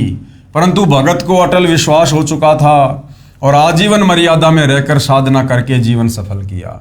जीवन में कोई हानि नहीं हुई, अपितु अद्भुत लाभ हुए। धनी हो गया, सैकड़ों गाय मोल ले ली, बड़ी हवेली कोठी बना ली और कुछ वर्ष पश्चात बच्चों ने भी दीक्षा ले ली और सुखी जीवन जिया। आगे इस श्राद्ध की जो शास्त्र विरुद्ध साधना है, इसके खंडन को लेकर सतगुरु रामपाल जी ने भी अपना मत प्रकट किया है, जो घटना उनके समक्ष घटित हुई। लेखक यानी इस पवित्र पुस्तक कबीर बड़ाया कृष्ण के जो लेखक हैं सतगुरु रामपाल जी, उनके द्वारा भी श्राद्ध भ्रम का खंडन किया गया है और सत्य कथा बता रहे हैं। मेरे पूज्य गुरुदेव आदरणीय रामदेवानंद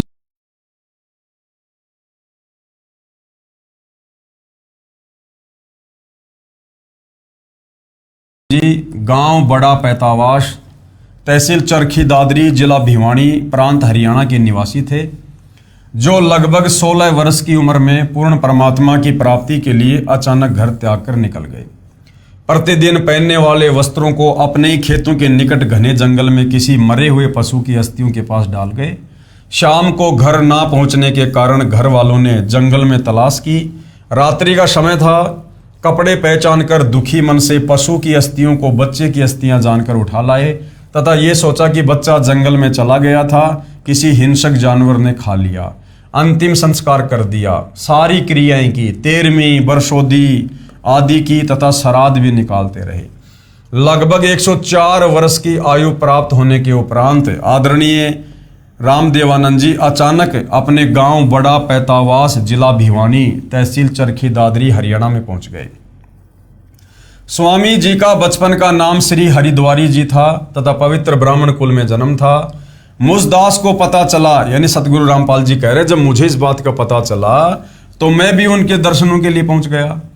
स्वामी जी की भाभी जी जो लगभग 92 वर्ष की आयु की थी, मैंने उस बुढ़िया से पूछा कि हमारे गुरुजी के घर त्याग जाने के उपरांत क्या महसूस किया। उस बुढ़िया ने बताया कि मेरा विवाह हुआ तब मुझे बताया गया कि इनका एक भाई हरद्वारी था जो किसी हिंसक जानवर ने जंगल में खा लिया था, उसके श्राद्ध निकाले जा रहे हैं। मुझे भी इनके श्राद्ध निकालने को कहा गया। बुढ़िया ने बताया कि 70 श्राद्ध तो मैं अपने हाथों से निकाल चुकी हूँ। यानी आदरणीय रामदेवानंद जी जिंदा हैं और ये नादान धर्म गुरु उनके श्राद्ध निकलवा रहे थे।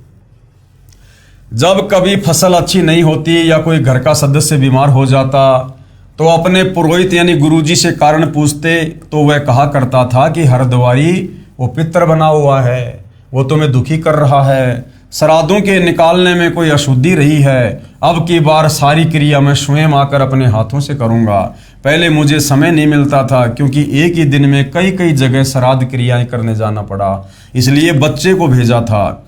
तब तक कुछ भेंट चढ़ाओ ताकि उसे शांत किया जाए। तब उसे 21 या 51 रुपये जो भी कहता था डरते भेंट किया करते थे। फिर श्राद्धों के समय गुरुजी स्वयं श्राद्ध करते थे। तब मैंने कहा माता जी अब तो छोड़ दो इस गीता जी विरुद्ध साधना को, नहीं तो आप भी प्रेत बनोगी। गीता अध्याय 9 श्लोक 25 सुनाया। तब वह बुढ़िया कहने लगी गीता जी मैं भी पढ़ती हूँ। तो सतगुरु रामपाल जी ने कहा आपने पढ़ा है समझा नहीं है, आगे से तो बंद कर दो इस साधना को, यानी अब तो ये श्राद्ध निकालना बंद कर दो। तुम्हारे सामने व्यक्ति जिंदा है और तुम इन भ्रमित धर्मगुरुओं के कहने पर शास्त्र विरुद्ध साधना कर रही हो, जिंदे के तुम श्राद्ध निकाल रही हो। तो बुढ़िया ने उत्तर दिया ना भाई कैसे छोड़ दूं श्राद्ध निकालना, ये तो सदियों पुरानी परंपरा है। हे पाठकों, ये दोष भोली आत्माओं का नहीं है, ये दोष मूर्ख गुरुओं का, नीम हकीमों का है, जिन्होंने अपने पवित्र शास्त्रों को समझे बिना मनमाना आचरण यानी पूजा का मार्ग बता दिया, जिस कारण न तो कोई कार्य सिद्ध होता है, न परम गति तथा न कोई सुख मिलता है। और इसका प्रमाण गीता जी अध्याय 16 श्लोक नंबर 23 और 24 कि हे अर्जुन, शास्त्र विधि को त्याग कर जो मनमाना आचरण करते हैं उनकी ना कोई परम गति होती है, ना उनको सिद्धि होती है, ना उनका कोई कार्य सिद्ध होता है। अब आगे हिंदू समाज के श्रद्धालुओं ने जनता की अदालत में कबीर जी के वकील सतगुरु रामपाल जी से अध्यात्म में रुचि लेते हुए और क्या सवाल किया। यदि किसी के माता पिता भूखे हों, वे दिखाई देकर कहें तो वह पुत्र नहीं जो उनकी इच्छा पूरी ना करे। तो कबीर जी के वकील सतगुरु रामपाल जी ने क्या कहा, शंका समाधान। यदि किसी का बच्चा कुएं में गिरा हो वह तो चिल्लाएगा कि मुझे बचा लो, पिताजी आ जाओ मैं मर रहा हूं। वह पिता मूर्ख होगा जो भावुक होकर कुएं में छलांग लगाकर बच्चे को बचाने की कोशिश करके स्वयं भी डूबकर मर जाएगा। तो क्या विधि अपनानी चाहिए? बच्चे को भी नहीं बचा पाएगा, उसको चाहिए कि लंबी रस्सी का प्रबंध करे, फिर उस कुएं में छोड़े, बच्चा उसे पकड़ ले, फिर बाहर खींचकर बच्चे को कुएं से निकाले। इसी प्रकार शास्त्र विधि त्याग कर मनमाना आचरण पूजा करके जो पितर बन चुके हैं, संतान को भी वो पितर बनाने के लिए पुकार रहे हैं कि हमारे श्राद्ध निकालो और तुम भी मरने के बाद हमारे जैसे दुखी हो जाओ, पितर बन जाओ। तो समझदार व्यक्ति ने क्या करना चाहिए? तत्व ज्ञान को समझकर, अब तत्व ज्ञान को कैसे समझोगे? तत्वदर्शी सतगुरु रामपाल जी के सत्संग सुनकर, उनके द्वारा लिखी गई पुस्तकों को पढ़कर जो आपको पढ़ाई जा रही है। तत्व ज्ञान को समझकर अपना कल्याण कराएं तथा मुझदास यानी सतगुरु रामपाल जी अपने लिए कह रहे हैं कि मेरे पास परमेश्वर कबीर बंदी छोड़ की प्रदान की हुई वह विधि है जो साधक यानी भगत का तो कल्याण करेगी ही, उसके पितरों की भी पितर योनि छूटकर मानव जन्म प्राप्त होगा तथा भक्ति युग में जन्म होकर सत्य भक्ति करके 1 या 2 जन्म में पूर्ण मोक्ष प्राप्त करेंगे। अब आगे क्या कह रहे हैं गुरुदेव? विचार करो, जैसा कि उपरोक्त रुचि ऋषि की कथा में पितर डर रहे हैं कि यदि हमारे श्राद्ध नहीं किए गए तो हम पतन को प्राप्त होंगे, अर्थात हमारा पतन यानी मृत्यु हो जाएगी। अब उनको पितर योनि जो अत्यंत कष्टमय है, अच्छी लग रही है, उसे त्यागना नहीं चाह रहे। ये तो वही वाली बात है कि एक समय एक ऋषि को अपने भविष्य के जन्म का ज्ञान हुआ। उसने अपने पुत्रों को बताया कि मेरा अगला जन्म अमुक व्यक्ति के घर एक सूअरी से होगा, मैं सूअर का जन्म पाऊंगा। उस सूअरी के गले में गांठ है, ये उसकी पहचान है, उसके पेट से मेरा जन्म होगा। मेरी पहचान ये होगी कि मेरे सिर पर गांठ होगी जो दूर से दिखाई देगी। मेरे बच्चों, उस व्यक्ति से मुझे मोल ले लेना तथा मुझे मार देना। जो ऋषि था उसको भविष्य दिखाई देता था, अगला जन्म उसको दिखाई दे गया। उस समय वो मनुष्य शरीर में था। अब देखो, वो शास्त्र विरुद्ध साधना कर रहा था। भले वो ऋषि था, भगत था, लेकिन विधि शास्त्रों के विरुद्ध थी, जिस कारण से अगले जन्म में उसको पशु योनि में जाना था। और उसको पता भी चल गया, लेकिन फिर भी वो अपनी साधना को ठीक नहीं कर पाया। क्यों?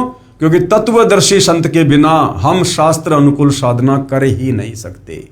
तो उसका दुर्भाग्य था जो उस समय उसको तत्वदर्शी संत नहीं मिला। तो उसने अपना अगला जन्म देख लिया कि मैं तो सूअर बनूंगा। और उसने सोचा, भैया मनुष्य जन्म में तो हर प्रकार से मौज है, और सूअर बनूंगा तो भैया मैं तो बड़ा कष्ट उठाऊंगा मैं। तो उसने अपने बच्चों से क्या कहा कि बच्चों, ऐसे ऐसे मरने के बाद फला फला जगह एक व्यक्ति के पास में जो सूअर है वहां पर मेरा जन्म होगा, और ये मेरी पहचान होगी। और बच्चों, तुम एक काम करना, तुम उस बच्चे को, उस व्यक्ति को कुछ पैसे दे के मोल ले लेना, और उसके बाद तुम मेरी हत्या कर देना, ताकि मैं आगे कोई कष्ट सूअर योनि में ना उठा पाऊं। और अपने बच्चों को उसने बिल्कुल टाइट कर दिया कि देखो बच्चों, तुम भावनाओं में मत बह जाना, 150 रुपए का लालच मत कर देना, नहीं तो मैं बहुत दुखी रहूंगा। तुम अवश्य मुझे मोल लेकर और मेरी हत्या कर देना। मेरी पहचान ये होगी कि मेरे सिर पर गांठ होगी जो दूर से दिखाई देगी। मेरे बच्चों, उस व्यक्ति से मुझे मोल ले लेना तथा मुझे मार देना, मेरी गति कर देना। बच्चों ने कहा, बहुत अच्छा पिताजी। ऋषि ने फिर आंखों में पानी भरकर कहा कि बच्चों, कहीं लालचवश मुझे मोल ना लो और मुझे तुम मारो नहीं। ये कार्य तुम अवश्य करना, नहीं तो मैं सूअर योनि में महाकष्ट उठाऊंगा। बच्चों ने पूर्ण विश्वास दिलाया कि पिताजी, हम आपको मोल लेकर अवश्य आपकी गति कर देंगे। उसके पश्चात कुछ दिनों में उस ऋषि का देहांत हो गया। उसी व्यक्ति के घर पर उसी गले में गांठ वाली सूरी के वही सिर पर गांठ वाला बच्चा भी अन्य बच्चों के साथ उत्पन्न हुआ। उस ऋषि के बच्चों ने वह सूरी का बच्चा मोल ले लिया, तब उसे मारने लगे। उसी समय वह बच्चा बोला, अब काल प्रेरणा से, क्योंकि भाइयों और बहनों, ये बहुत सारे खेल होते हैं यहाँ पर। ये काल भी अपने स्तर पर खेल खेलता है और परमात्मा भी अपने स्तर पर खेल खेलता है। उसी समय वह बच्चा बोला, बेटा मुझे मत मारो, मेरा जीवन नष्ट करके तुम्हें क्या मिलेगा। तब उस ऋषि के पूर्व जन्म के बेटों ने कहा कि पिताजी, आप ही ने तो कहा था। तब वह सूअर के बच्चे रूप में ऋषि बोला कि मैं आपके सामने हाथ जोड़ता हूं, मुझे मत मारो। मेरे भाइयों, अन्य सूअर के बच्चों के साथ मेरा दिल लगा हुआ है, मुझे बख्श दो। बच्चों ने वह बच्चा छोड़ दिया और मारा नहीं। कहने का मतलब भाइयों और बहनों, ये कथा हमें शिक्षा देती है कि ये जो मोह ममता है ना, विष्णु जी के सतोगुण के कारण, ये जिस प्रकार से मनुष्य योनि में हमारी अपने माता पिता के प्रति, अपने बच्चों के प्रति होती है, ठीक उसी प्रकार अन्य योनियों में, उन पशु पक्षी की योनियों में अपने बच्चों के प्रति होती है। और हमें गुरुदेव ने यह तत्व ज्ञान इसीलिए दिया है कि भैया, अगर इस काल के जाल से बाहर निकलना है, 21 ब्रह्मांड से बाहर निकलना है, तो आपने इस तत्व ज्ञान को आधार बनाकर ही काल के इन बेड़ियों को काटना पड़ेगा। अन्यथा ये काल तुम्हें यहां से कभी नहीं जाने देगा। इन तीनों गुणों के प्रभाव से, रजगुण ब्रह्मा, सतगुण विष्णु, तमगुण शंकर, इन तीनों गुणों के प्रभाव से तुम्हें यहां पर हर योनि में इसी प्रकार से बांध के रखेगा।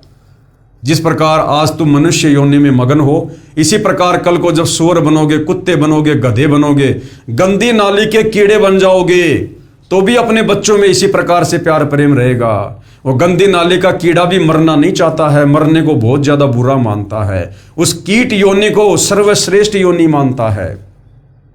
एक कुत्ते की योनि प्राप्त करके भाइयों और बहनों, आज हम मनुष्य जन्म में देख रहे हो कितना दुखी रहता है। खाज लग जाती है, कीड़े पड़ जाते हैं, एक्सीडेंट हो जाता है, पैर टूट जाता है, सारा दिन भूखा प्यासा गर्मी बरसात सर्दी हर प्रकार से कष्ट उठाता है। खाने को रोटी नहीं मिलती तो कहीं बाहर जाकर गोबर खाता है, लैट्रिन खाता है। लेकिन भाई और बहनों, उस कुत्ते की योनि में माँ कष्ट भोग रहा वो प्राणी भी मरना नहीं चाहता। उसे भी अपने शरीर से उतना ही प्यार और प्रेम है, अपने बच्चों से, अपने परिवार से उतना ही प्यार और प्रेम है जितना आज मनुष्य योनि में आप और हमें है। तो यदि ये तत्व ज्ञान प्राप्त करके सतगुरु रामपाल जी से यदि हमने इस मोह माया के बंधन को नहीं काटा, विचार विमर्श करके, भक्ति करके, तो भला भगत होकर उस कुत्ते में और हमारे में क्या अंतर रह जाएगा यदि हमने तत्वदर्शी संत की शरण प्राप्त करके मोक्ष प्राप्त नहीं किया तो। मुझे बख्श दो, बच्चों ने वह बच्चा छोड़ दिया और मारा नहीं। इस प्रकार ये जीव जिस भी योनि में उत्पन्न हो जाता है उसे त्यागना नहीं चाहता, जबकि ये शरीर एक दिन सबका जाएगा। इसलिए भावुकता में न बहकर विवेक से कार्य करना चाहिए। गुरुदेव कह रहे हैं हमने भावुकता में नहीं बहना चाहिए। ये बेटा बेटी, माता पिता, कार कोठी, पोता पोती, असंख्य जन्म हो गए हमें प्राप्त होते हुए। मनुष्य शरीर में थे तब भी वो हमें बहुत प्यारे लगा करते थे। हम उन्हीं की व्यवस्थाओं में दिन रात लगे रहते थे, दुनिया भर का कष्ट उठाया करते थे। लेकिन क्या आज वो पोता पोती, बेटा बेटी, कार कोठी हमारे साथ में है?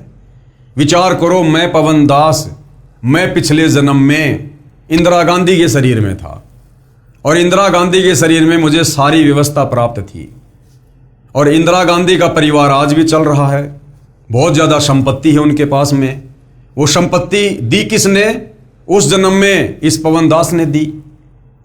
और आज मेरा जन्म एक सामान्य परिवार में है और यदि मुझे पता चल जाए इस बात का कि उस समय मैं इंदिरा गांधी के शरीर में था और आज जो गांधी परिवार सुख भोग रहा है वो मेरे द्वारा दी गई संपत्ति है, और मैं यदि आज मांगने जाऊं तो मुझे वो राहुल गांधी, प्रियंका गांधी या सोनिया गांधी एक सुई की नोक भी नहीं दे सकती, सुई की नोक भी।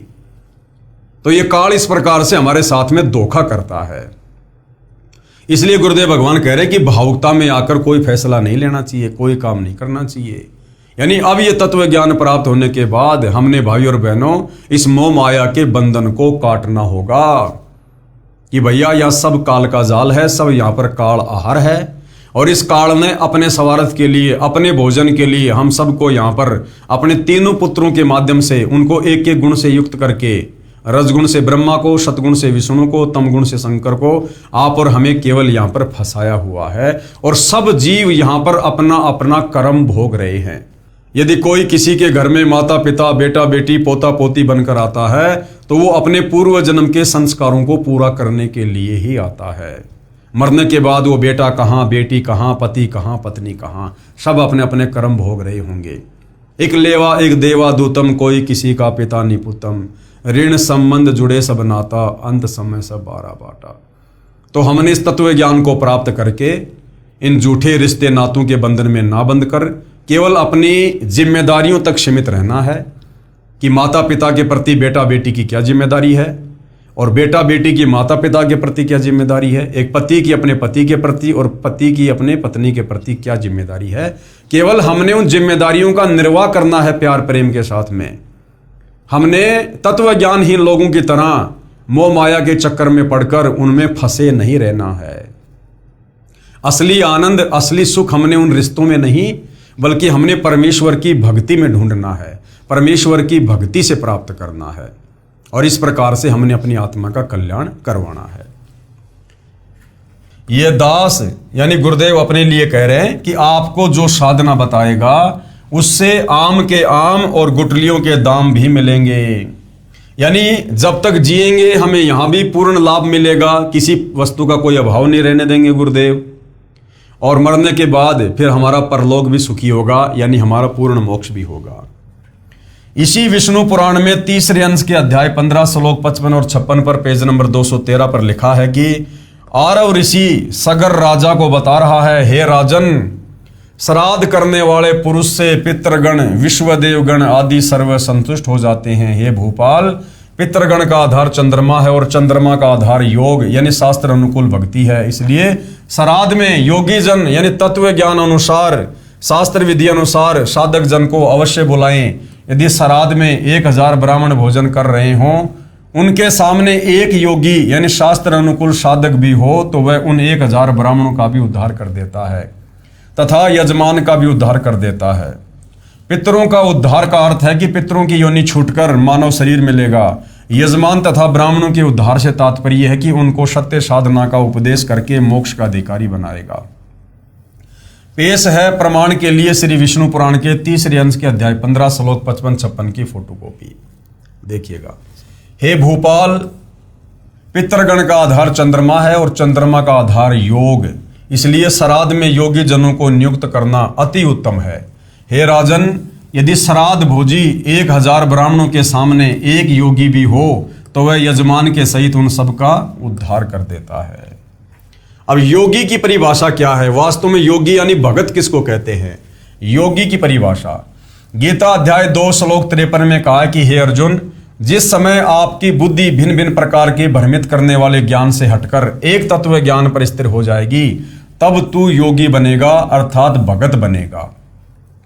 यानी आज आप और हम सभी साध संगत वाले भाई बहन, हम सब वास्तव में योगी हैं, भगत हैं, क्योंकि हम पतिव्रता पद पे रह के भक्ति करते हैं।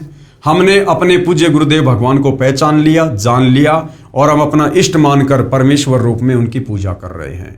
अब हमें कोई भक्ति और भगवान के नाम पर भ्रमित नहीं कर सकता कि वो भगवान है, वो भगवान होगा, नहीं। उसको कहते हैं वास्तव में योगी, जो तरह तरह के भ्रमित करने वाली बातों से हटकर एक अपने परमपिता परमेश्वर को पहचान कर विश्वास के साथ उसकी भक्ति करे, उसको कहते हैं योगी। योग का प्राप्त होगा भावार्थ है कि तत्व ज्ञान आधार से साधना करने वाला ही मोक्ष का अधिकारी बनता है। उसी में नाम साधना यानी भक्ति का धन होता है, वह राम नाम की कमाई का धनी होता है। इसलिए ये दास यानी अपने लिए गुरुदेव कह रहे हैं कि रामपाल दास आपको वह शास्त्र अनुकूल साधना प्रदान करेगा जिससे आप योगी यानी सत्य साधक हो जाओगे। आपका कल्याण तथा आपके पितरों का भी कल्याण हो जाएगा। यानी गुरुदेव भगवान ने हमें योगी बना दिया, ये योग साधना देकर, शास्त्र अनुकूल साधना देकर, और हमारे उन 7 पीढ़ियों तक के पूर्वजों का ऑटोमेटिक जो है उनका उद्धार हो जाएगा। वो आज चाहे प्रेत योनि में है, पितर योनि में है, भूत योनि में है, पशु पक्षी योनि में है, चाहे स्वर्ग में है, कहीं पर भी हैं, वहां से गुरुदेव भगवान की शास्त्र अनुकूल साधना जो आप और हम कर रहे हैं, इस साधना के चलते हमारी 7 पीढ़ियों तक के पूर्वज मानव शरीर प्राप्त करेंगे। यानी हम भक्तों ने दुनिया वालों की तरह अलग से कर्मकांड करते हुए शास्त्र विरुद्ध साधना के तहत पूर्वजों के श्राद्ध करने की आवश्यकता नहीं है। और जैसा कि विष्णु पुराण में लिखा हुआ है कि यदि एक योगी अगर भोजन कर ले, उसके सामने चाहे 1000 ब्राह्मण बैठे हों, तो भी उससे कहीं ज़्यादा लाभ श्राद्ध भोजी को मिलेगा। तो इसका मतलब ये नहीं है कि यदि किसी के घर में श्राद्ध है और उसको इस बात का पता चल जाए और वो हमें आकर कहे कि भगत जी आ जाओ, हमारे घर पर श्राद्ध निकल रहे हैं, आप भी जरा आ जाओ, भोजन पानी कर लो, तो हम ये सोच कर कि चलो मैं चलता हूँ इसके घर पर, मैं तो भक्ति कर ही रहा हूँ और मेरे यहाँ पर भोजन करने से गुरु जी के बताए अनुसार उस परिवार का भी उद्धार हो जाएगा, उनके पूर्वजों का भी उद्धार हो जाएगा। अगर इस प्रकार की गलती हमने की तो ना हमारा उद्धार होगा, हमारा तो उल्टा बेड़ा गर्क हो जाएगा, क्योंकि हमारी मर्यादा खंडित हो जाएगी और ना उनको किसी प्रकार का कोई लाभ मिलना है। ये गुरुदेव भगवान ने जो उनकी शरण में आ जाता है, जो भगत बन जाता है, परमात्मा उस भगत को योगी बना देता है और अपने गुरु के द्वारा बताई गई साधना मर्यादा में रहकर करने के चलते उस भगत के पूर्वजों का ऑटोमेटिक उद्धार हो जाता है।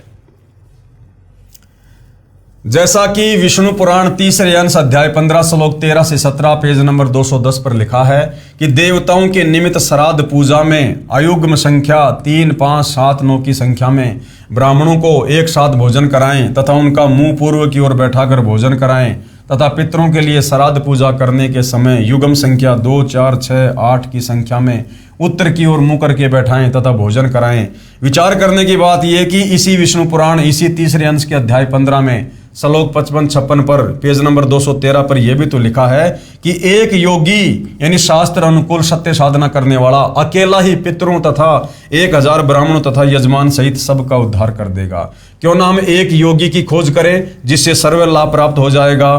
और वो एक योगी कौन है? वर्तमान में सतगुरु रामपाल जी, अर्थात गुरुदेव भगवान के कहने का मतलब है कि इतना ताम झाम करने की आवश्यकता नहीं है। दुनिया भर का भोजन बनाना, पंडितों को बुलाना, ये ताम झाम करने की जरूरत नहीं है। आप सीधे सीधे तत्व ज्ञान को समझकर तत्वदर्शी संत से नाम उपदेश लो और मर्यादा में रहकर भक्ति करो। ऐसा करने से आपके पूर्वजों का ऑटोमेटिक उद्धार हो जाएगा। कबीर परमेश्वर जी ने कहा है कि एक साधे सब सदे, यानी एक को इष्ट मानकर पूजने से और सब साधे सब जाए। एक साधे सब सदे, एक तत्वदर्शी संत को अपना इष्ट मानकर उसके बताए अनुसार भक्ति करने से हमारी सर्व साधना सफल हो जाएगी। हमारे श्राद्ध भी आ जाएंगे, पिंडदान भी आ जाएंगे, देव पूजा भी आ जाएगी, सारी पूजा आ जाएगी। एक साधे सब सदे और सब साधे सब जाए। और यदि हमने सबकी अलग अलग पूजा करनी शुरू कर दी, शास्त्र विरुद्ध साधना शुरू कर दी, तो हमारा सर्व नाश हो जाएगा। और माली सींचे मूल को फले फूले आगाए। जिस प्रकार एक माली होता है जो बगीचा लगाता है, वो क्या करता है, वो पौधे की जड़ में पानी देता है, तो पौधे की जड़ को सींचने से पूरा पौधा अपने आप बड़ा हो जाता है। और यदि वो पौधे के अलग अलग भागों में पानी दे, उनके पत्तों में पानी डाले, टहनियों पे पानी डाले और जड़ में पानी ना डाले, तो क्या होगा, वो पौधा सूख जाएगा। तो हमने एक तत्वदर्शी संत को यानी अपने गुरु को अपना इष्ट मानकर पूजना होगा। उन्हीं के बताए अनुसार मर्यादा में रहकर शास्त्र अनुकूल साधना करनी होगी, धर्म कर्म करने होंगे, जिसके चलते हमारा भी उद्धार और हमारे पूर्वजों का भी उद्धार और आने वाली 101 पीढ़ियों का भी उद्धार। ये दास यानी अपने लिए गुरुदेव कह रहे हैं, ये दास रामपाल दास भी धार्मिक अनुष्ठान श्रद्धा से पूजा करता और कराता है, जिसके करने से साधक यानी भगत पितृभूत नहीं बनता, अपितु पूर्ण मोक्ष प्राप्त करता है। तथा जो पूर्वज गलत साधना शास्त्र विधि त्याग कर मनमाना आचरण अर्थात पूजा करके पितृ बने हुए हैं, उनका भी छुटकारा हो जाता है। यही प्रमाण इसी विष्णु पुराण पेज 209 पर इसी तीसरे अंश के अध्याय 14 श्लोक 20 से 31 में भी लिखा है कि जिसके पास श्राद्ध करने के लिए धन नहीं है, तो वह यह कहे, हे पितृगणों, आप मेरी भक्ति से तृप्ति लाभ प्राप्त करो, क्योंकि मेरे पास श्राद्ध करने के लिए धन नहीं है। कृपया पाठक जन विचार करें कि जब भक्ति यानी मंत्र जाप की कमाई से पितृ तृप्त हो जाते हैं, तो फिर अन्य कर्म कांड करने की क्या आवश्यकता है। ये सर्व प्रपंच ज्ञानहीन गुरु लोगों ने अपने उदर पोषण के लिए ही किया है, क्योंकि गीता अध्याय 4 श्लोक 33 में भी लिखा है कि द्रव्य यानी धन द्वारा किया यज्ञ धार्मिक अनुष्ठान से ज्ञान यज्ञ यानी तत्व ज्ञान आधार पर नाम जाप साधना श्रेष्ठ है। एक और विचारणीय विषय है कि विष्णु पुराण में पितृ व देव पूजने का आदेश एक ऋषि का है, तथा वेदों व गीता जी में पितरों व देवताओं की पूजा का निषेध है। जो आदेश ब्रह्म यानी काल रूपी ब्रह्म भगवान का है, यदि पुराणों के अनुसार साधना करते हैं तो प्रभु के आदेश की अवहेलना होती है, जिस कारण से साधक दंड का भागी होता है। यानी इन पुराणों में श्राद्ध निकालने की या अन्य भक्ति करने की जो भी विधि लिखी हुई है, वो हमारे वेद और गीता जी के विरुद्ध है। ये पुराण ऋषियों का विशेष अनुभव है, और इन ऋषियों का अनुभव जो वेद और गीता जी से मेल नहीं खाता है, वो हमारे किसी काम का नहीं है। तो कहने का मतलब है, यदि हम इन पुराणों के अनुसार भक्ति साधना करते हैं, तो ये परमात्मा के आदेश की अवहेलना है, और परमात्मा के आदेश की अवहेलना करने का मतलब है हम किसी भी प्रकार से मोक्ष प्राप्त नहीं कर सकते। आगे भाइयों और बहनों, श्राद्ध करने की श्रेष्ठ विधि क्या है। अब जनता की अदालत में जनता अध्यात्म में रुचि लेते हुए जो जो प्रश्न कबीर जी के वकील सतगुरु रामपाल जी से कर रही है, सतगुरु रामपाल जी उनकी प्रत्येक शंका का समाधान, प्रत्येक सवाल का जवाब उन्हीं हिंदू धर्मशास्त्रों को आधार बनाकर जनता की अदालत में दिखा कर रहे हैं, जिसके चलते पढ़ी लिखी जनता अपनी आंखों से सारे प्रमाण देखकर सत्य को स्वीकार कर रही है कि वास्तव में हमारे इन नादान तत्व ज्ञानहीन धर्मगुरु आचार्य शंकराचार्यों ने ना केवल हमें बल्कि हमारे पूर्वजों को भी शास्त्र विरुद्ध साधना करवाकर उनकी दुर्गति ही करवाई है, और आज उनके श्राद्ध निकलवाकर पिंडदान करवाकर हमें भी उन्हीं प्रेत योनियों में भेजने की तैयारी कर रहे हैं। तो भाइयों और बहनों, धीरे धीरे जनता की शंकाओं का समाधान हो रहा है। जनता सत्य से परिचित हो रही है, अपने ही धर्मशास्त्रों से परिचित हो रही है और अध्यात्म में उनकी रुचि बढ़ रही है। तो भाइयों और बहनों, जनता की अदालत में ये मामला इसी प्रकार से जारी रहेगा। सतगुरु रामपाल जी ने सर्व हिंदू धर्म ग्रंथों से सर्व प्रमाण दिखा दिखा के जनता के दिलो दिमाग में ये बैठा देना है कि आपके पूर्वज भी शास्त्र विरुद्ध साधना करने के चलते, इन्हीं धर्म गुरुओं के द्वारा भ्रमित साधना को करने के चलते आज उन प्रेत योनियों में, पितृ योनियों में कष्ट भोग रहे हैं। और आप आत्माओं से भी वो श्राद्ध निकलवाकर, कर्मकांड करवाकर, शास्त्र विरुद्ध साधना करवाकर उन्हीं आपके पितरों के पास, उन पितृ योनियों में भेजने की तैयारी हो रही है। और यदि समय रहते आप जियों ने तत्वदर्शी संत के ज्ञान को समझकर उनसे उपदेश ग्रहण नहीं किया तो अंत में आपकी भी वही दुर्गति होगी जो दुर्गति आपके उन पूर्वजों की हो रही है। तो पढ़ी लिखी जनता है, अपनी आंखों से, अपने ही धर्मशास्त्रों से सर्व प्रमाण देखकर समझ रही है, विचार कर रही है, विवेचन कर रही है। और धीरे धीरे सतगुरु रामपाल जी इस पवित्र पुस्तक कबीर बड़ा या कृष्ण के माध्यम से जनता की तमाम शंकाओं का समूल समाधान कर देंगे। और समाधान करने के उपरांत ये शिक्षित जनता अवश्य वर्तमान में जगत गुरु तत्वदर्शी संत रामपाल जी से शास्त्र अनुकूल साधना लेकर अपनी आत्मा का कल्याण करवाएंगी, ऐसी हमें आशा है। तो भाइयों और बहनों, जनता की अदालत में मुकदमा इसी प्रकार से जारी रहेगा जब तक ये मुकदमा किसी ठोस निर्णय पर नहीं पहुंच जाता है। तो आज के वीडियो में केवल इतना ही। कल फिर हम परमपिता परमेश्वर जी के आशीर्वाद से आगे की चर्चा के लिए आप भाई बहनों की सेवा में हाजिर होंगे। तब तक पूज्य गुरुदेव भगवान हम सबको आज्ञा दें, आशीर्वाद दें, सद्बुद्धि दें, हमारा मार्गदर्शन करें। बंदी छोड़ सतगुरु रामपाल जी परमेश्वर जी की जय हो।